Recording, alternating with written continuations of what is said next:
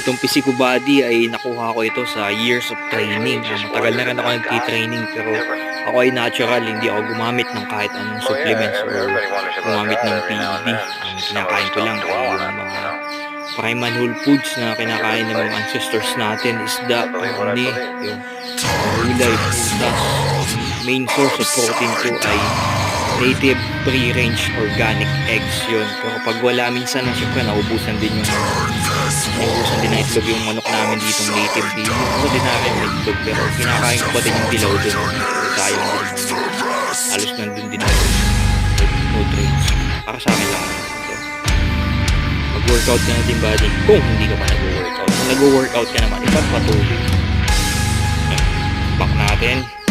Develop natin yan sa pull-ups, barbell shrugs, chin-ups, barbell row.